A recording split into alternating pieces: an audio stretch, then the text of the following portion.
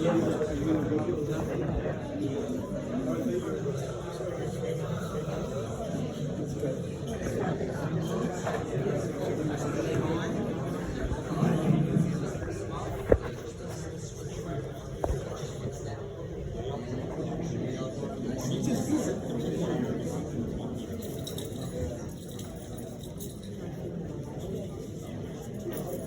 evening, everybody. Thank you so much for coming. Just a few thank yous of my own. First to Andrew West, who's just standing beside me, who helped organize this visit and lecture here at the University of Toronto. Thank you also to Random House Canada and Campion in New York for helping make Charles's trip here possible. And to Seth for graciously agreeing to once again be my favorite half in the conversation about comics. I would like to encourage all of you, since you've probably heard about this through something I put out there, to please subscribe to our mailing list, because getting word about exciting things like this out, particularly in short order, is getting harder and harder. And I just discovered today that Chris Ware agreed to come and do an event maybe for his new sketchbook, and that'll only be a few weeks away, so you've got to, yeah. So sometimes things come together real quickly, and we want to make sure everybody knows about it. In additional comics events news, the Toronto Comic Arts Festival announced last week that they have a new executive director, and we hope to be announcing this week that we have a venue for next year. So fingers crossed, everybody, but it's not going to be as free as the library for us, so there will be some fundraising, and we'll be pushing that message very hard as well. Thank you all for coming. It is my delight to welcome once again to Toronto Charles Burns, a man whose comics have been essential to my staying a comics reader past my teens, seeing those on the shelf at the Beguiling when I was but a customer, walking in there in its first months and aspiring to be cool and mature enough to buy them. So to have continued to read these and have them grow and dominate the sales in my store every time one of them should come out is a continued delight. So I'd like to welcome you to Toronto for Charles, and thank you, Seth, for doing that job and I can ever help to talking about comics. Thank you.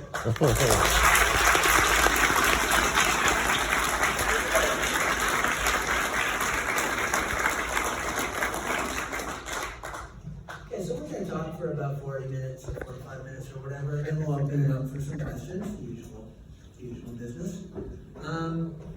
The first question, I've written down a bunch of questions here, just to be safe in case it's, it's death up here. In case yeah. But I expect that we're just going to have a conversation. But the first question is going to be painfully, carefully planned out, because I wrote a question and it's like a paragraph. So this will start the conversation, so forgive me. Okay, this new book is perfect for setting up my first question, something I've wanted to talk to you about. In it, you painstakingly create images from several classic horror and science fiction films of the mid-20th century. Obviously, these films are important to you. Horror and science fiction seem at the very core of your primary inspirations, though clearly you've never done anything really traditional with them. But they are source material. So the question, why are these genres so primary to you? What's that all about? I'll have to think about this. I grew up in the 60s and spilled over into the 70s in America, and just as a kid, looking at the entertainment that was available to me at that time just seemed so bland and so uninteresting. Just thinking about what mainstream television was or what I had access to at that age.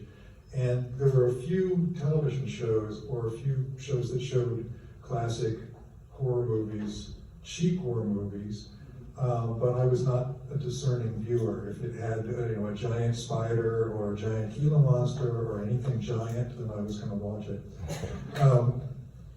One of the shows that I watched that came out maybe like 63 was it's called The Outer Limits, and it was an hour-long serialized show that featured good stories, interesting stories. It wasn't quite like Twilight Zone. It had more monsters and more science fiction-y sort of stuff. But I was totally entranced by it and really drawn into that. So that compared to the kind of mainstream stuff that was on, just, it just pulled me in. And I quickly became this kid that would search out, monster magazines. I made my little plastic model kits of the werewolf and all that kind of stuff. I can't really answer what attracted me other than just the fact that it was, it was intriguing and fun and not bland. Yeah. No, I mean, I relate exactly to that, and I think you really captured it though when you said compared to the bland culture. I don't know about, like, do you think when you were a kid you actually recognized that dichotomy, or is that something that later in life you look back and said? Well, later in life, I think more. Back in the day, it was just back in the day, I was like searching out anything, whether it was comics. And I liked comics, so you'd like go search for things, but you had a limited ability. We moved around, so you're dependent on your parents taking you to the drugstore or whatever it was, and you'd look around to see if there was something that looked cool, and whether you could get your parent to buy it for you. But so there was all those restrictions, but that was what dragged me to that kind of those movies and that those things that I found interesting. And so I think later on I was very aware of how some of those movies inadvertently had a story about what American life was and reflected my life growing up. And it was, there could be a very cheaply made movie, but sometimes these odd, truthful moments came out that I was very attracted to. So that somehow finds its way into my work as well. It's funny, when we were having dinner earlier, you asked me the question, is there anything I was like once enthusiastic about and then got embarrassed about and then came back through the other side and liked again? And just as you're talking, I'm realizing it was those movies too. It's like when I was a kid, I had the same experience. And I can remember sometime in the early 80s being at a very cool party, and a friend pulled out this book that had just been published, the Psychotronic Book of Film, and he gave it to me. And as I was looking through it, I was like, all these movies that I loved as a kid are suddenly cool. And it was like a transformative moment, that stuff that I wouldn't have brought up on my own. But maybe it was cool in an ironic sort of way. It was, So but that was still cool like at that point. Looking at something trashy and loving the trashiness of it. But I guess again, I can think back at movies that I just found incredibly scary, that I had to leave the room, that I've seen as an adult, and it's the most benign, sweet movie you've ever seen in your life. But there was some element there that just made me, Well, that's what's interesting in your work. It's like you've taken these images and you've internalized them, clearly. And they've come out almost like you're trying to piece together a language out of this stuff to tell different types of stories. And I think that's what I see lots of people who love, we're from a certain generation, and they even refer to them as the monster kids, because we all grew up with the same era of the old stuff, but most of it is just regurgitated nostalgia. Most of my feelings about it are just nostalgia. You've actually taken that work and somehow put it down into the core of what you're dealing with without ever, you've never gone into that mawkish territory of nostalgia. I was actually even surprised in this book to see you were referencing specific film images, which I'm not sure you've done before. No, I think, I have, but they were kind of in passing. So there would be something on a screen, and it would be, I was a teenage werewolf or some ridiculous movie. But these are very specific movies that were chosen that really reflected things that were going on in the story as well. So Invasion of the Body Snatchers is the first one that comes up. And I don't know if you know the story, but I don't know if everybody's seen the original version of Body Snatchers, but when it came out originally, the studios made them put a new beginning and a new end on the story. In the original version of it, a guy comes to town and finds out that everybody has been infected or has been turned into pods, and in the end, he's getting out of town and sees them driving these pods out. Anyway, that's the end of the story in the original version, and then it's capped with, this nicer beginning and nicer end that kind of softens the blow. Yeah, wraps it up nicely. But the whole invasion of people's minds, the time that period of time that the movie came out. Yeah, I love the idea that you've got these characters that are pretending to be transformed and pretending to be, I don't know what you call them, pod people is what I refer to them in the book. Well, this is funny because maybe I was like taking too much for granted, but when I was reading the book and I was seeing you were using some real images from the films, I wondered if there was a bit more autobiography in the story than usual. Or maybe there's more autobiography in your work than I think. There's plenty of autobiography. I have been known to get teared up at certain scenes in ridiculous movies. In this new book, there's a point where the protagonist is sitting there and his girl that he's interested in is sitting. She looks over and he's got tears running down his face as there's this scene where, anyway. Yeah, so there's certainly elements that I've incorporated into my stories that are autobiographical. I grew up, we were talking about monster movies and that kind of culture, and I grew up looking at monster magazines that would show 8mm movies that you could purchase in the back of the magazines, and it just seemed like this exotic thing that you would have access to an actual movie that you could put in a projector and watch that movie at home.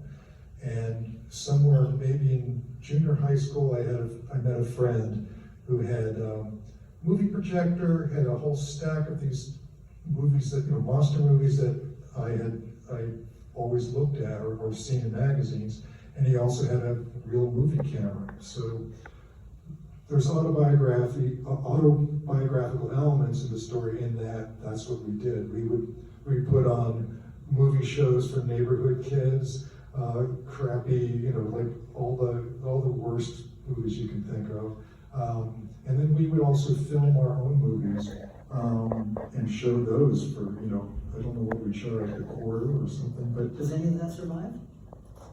Yes, it does, but it will never be seen by anybody. We used to go and get like a blender and make fake blood, like a gallon of fake blood. So there was a lot of bloodletting in our movies. And we had this whole idea that if you're filming a movie and you wanted to have it look like an adult movie, you'd have to get a suit and tie so you look like an adult, and you're drinking Kool-Aid in a martini glass. And one thing that is not very clear in my book is that these old 8mm movies were silent.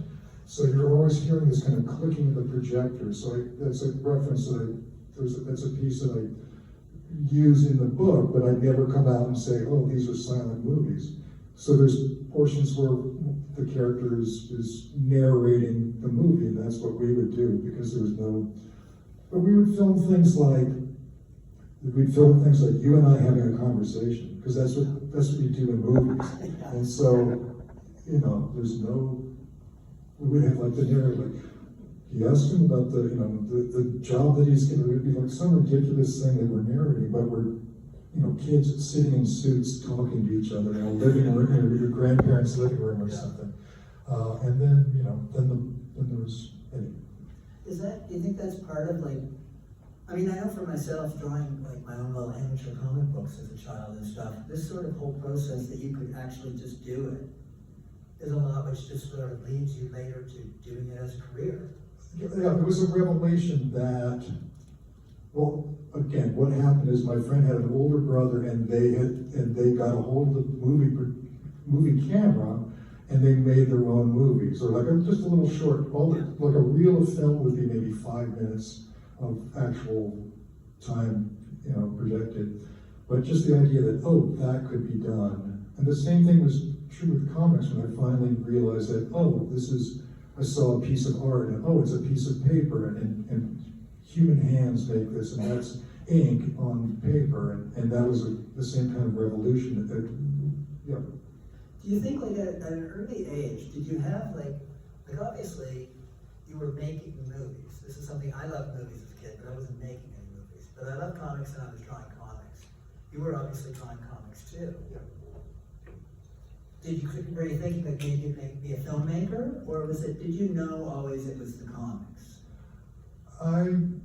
I wasn't sure. I had a vague sense that I would be doing art, and I was primarily interested in doing comics, and that's what I focused on. But it was just having no real sense of the world. So I Did you went go to art school? Yeah, I went to art school, and I did, and I'm glad I did. I know that it's the usual answer is that nobody had a horrible time, but I didn't have it was a struggle, but I also was able to do painting and sculpture and photography, and I think it was very helpful for me to see what that world was, or try those things out instead of just limiting myself. Did you talk about comics in art school? Were you like, was it No, agenda? it was like this kind of polarity of like going to class and doing the work, and then I would come home or to my, wherever I was living and do my own work. And it was like, on occasion I would bring something in to show a professor that I thought was, might be interested. And the usual reaction was, it looks like you know what you're doing. It was some kind of thing like that, like I don't know what to tell you. Which isn't a terrible thing to say, but on the other hand, They weren't really, that was not an era when art school, they were ready to deal with comics. It was like, Right, it was kind of outside of their ken if it wasn't ironic. right. Yeah, I mean, so there wasn't anything kind of, it was something I actually almost kind of protected. It was something that I cared enough about that it's like, maybe I'll show a few select friends. But the odd thing was that, when I look back, the odd thing was that I was making very finished comic pages, but I didn't have a place I wasn't like sending them out to magazines or anything like that. But I still had this sense that I was making this finished piece of art that was, that emulated the work that I was interested in. Was it for you, or was it for an imagined publication? It was for me, but maybe somewhere way back there was the idea that I could publish, this is good enough for publication. But it was always to satisfy myself. If we saw those paintings, would I say like, oh, that's a Charles Burns painting? No, you'd say that sucks. No, I mean, the thing that's interesting is, I still do this. When I'm working on something, you learn by your mistakes. You learn, like, maybe this is a good idea, and you try it, and you go, oh, shit, and then you have to back up. Sometimes there'll be like an idea that's just like, seems perfect, and then you have to physically try it. It can't remain as this abstract. You have to actually do it. So I think my paintings, I try, like, I'm going to do large-scale paintings. I'm going to do something in acrylic. But it was almost like this decorative comic. It wasn't anything that was interesting to me or held my interest. I think photography was the one thing that really kind of opened my eyes to, to design and to looking through a lens and think about think about composition. So that was actually very helpful for me. And one of the very first complete comics I did was a photo comic, because I was in California, and I was looking at Mexican photo comics, and because there was a large migrant population in the area, so I'd go to a local store and find these kind of amazing photo comics with El Santo, and there's romance comics, like Romance Gone Bad. So I did it, kind of doing it with photography kind of forced me into thinking about how to compose pages, because I had to like get my camera out and had to get people to pose for me and work out a story that would make sense. So that was actually a good. You use a lot more found imagery than people would think. Like, that's a good example you were just showing me, the new comic you published, where you had based most of the drawings on old panels from Charlton comics. Yeah, that's something that. And again, you're dealing with a pre-existing image, and then. you're using? So for example, I just published self-published a comic that's using existing romance comics imagery, but I'm not doing it in an ironic way. I'm doing it to tell a story, because I love those images. They're very strong to me. So it's what I hate, and what I've seen occasionally is someone will take an existing romance comic and change the dialogue into something kind of smarmy or sexually provocative, and I genuinely love those comics in their own way.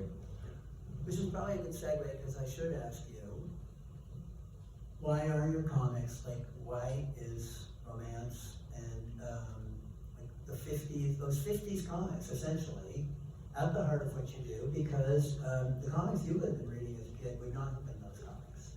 You would have been reading 60s or early 70s? No, yeah, I discovered those things later, but, so for example, I remember reading, I don't know what age I would be, probably 6th grade or something like that, but reading Spider-Man, okay? And then realizing, not admitting to myself, but what I liked was the romantic part of it.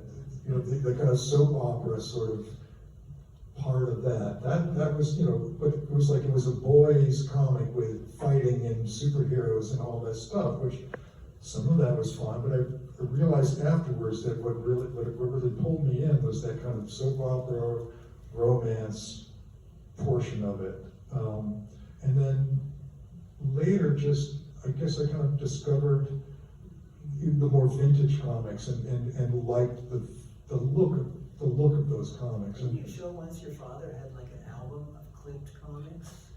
Yeah, my father was kind of a hobbyist, and one of the things he did was he tried everything. So he had a clip art.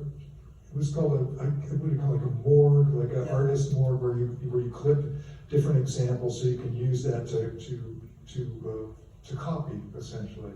So he had done a few comic strips, but they were never anything original. They were like a copy of Terry and the Pirates, or a copy of, name whatever you want to name. But as a kid, I'm looking at his copies, and they look kind of perfect to me. Now I can look at them and see that they're pretty primitive. But at least I had some sense that this was something that was tangible. That you made with that pen. So yeah, so I kind of grew up. Did you see that as a kid? Did you flip? Yeah. I looked at.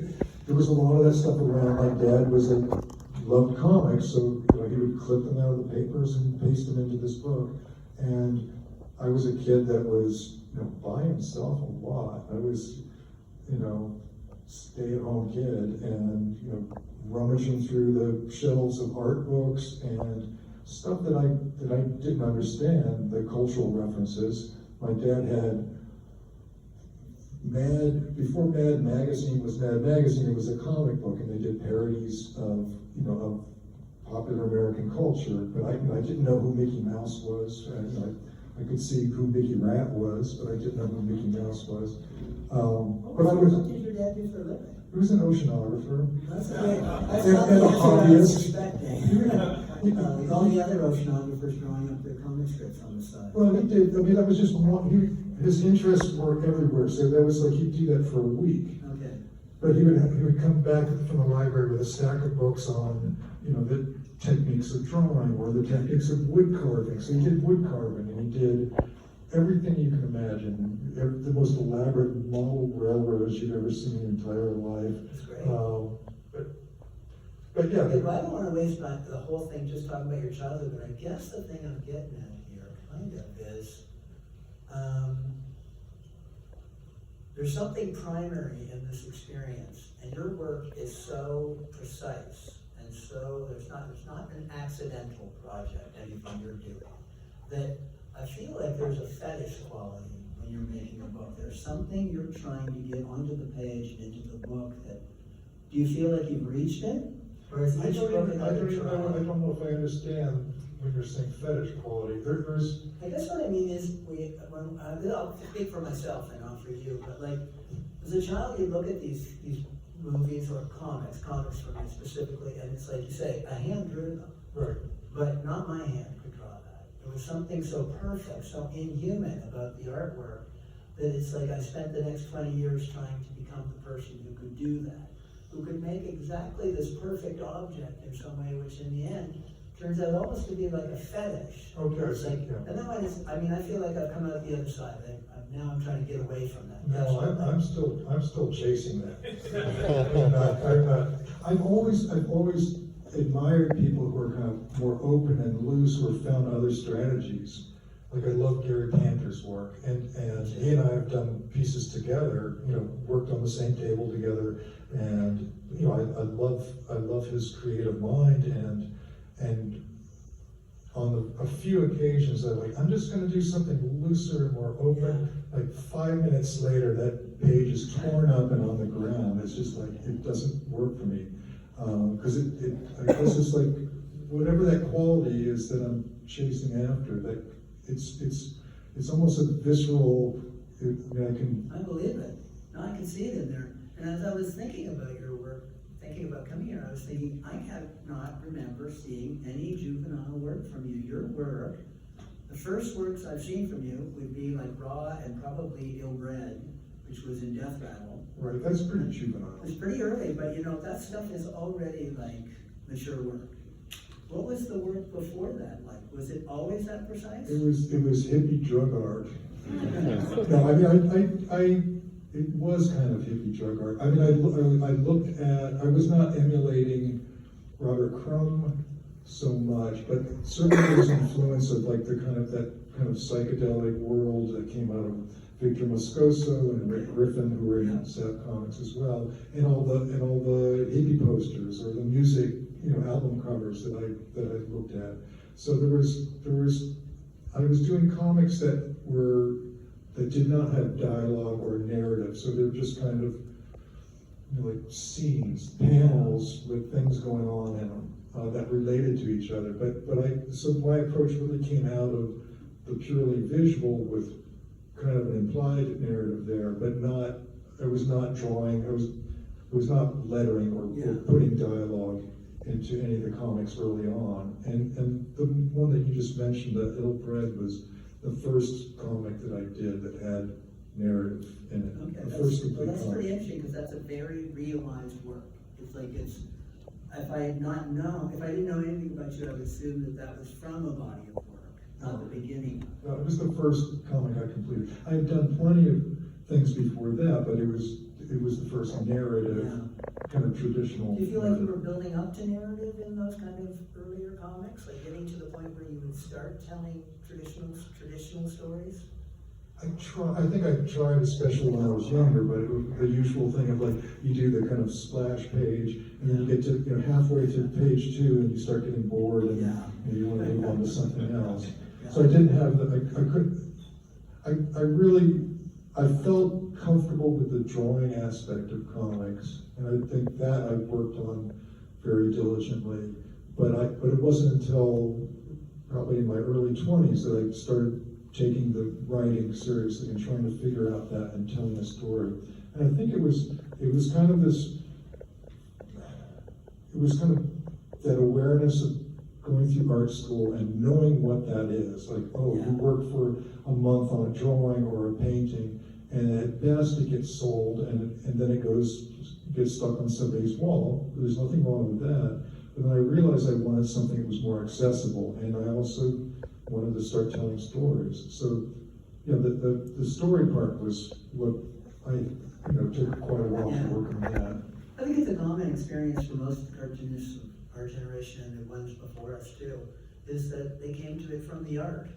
I mean, I think it makes sense that you start drawing first, and then later you have to learn to become a writer, because I don't think too many people would bother to do it the other way around. If you wanted to tell stories, there wouldn't be that point where you hit where I suddenly need to draw. I'm trying to think if there's any exceptions. I think of Jules Pfeiffer maybe as someone who, although he worked for Will Eisner in his studio and did, he was perfectly proficient, but it really seems like the core of who, like when I think of him, I think of him as a writer I would too. primarily. But yeah, usually it does come from the visual, you're right. Okay, I'm gonna move to the next thing besides like the horror and science fiction that is obviously pretty important to you, I think, and that would be punk rock. I want to ask you about punk rock. Okay. One, were you a punk? Did you think of yourself as a punk? I was too young to be a hippie. I didn't have enough guts. You know, I had.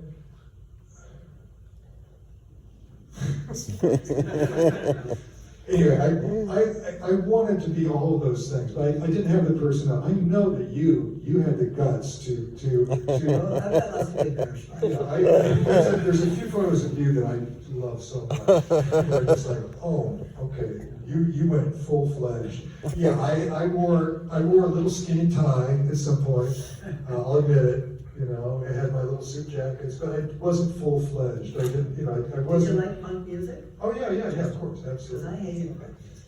Well, I'm a little bit old. I don't know. So this is like I was in the Bay Area in 1977. So there was just like that was just really an exciting, fun moment. And I had friends that were in bands.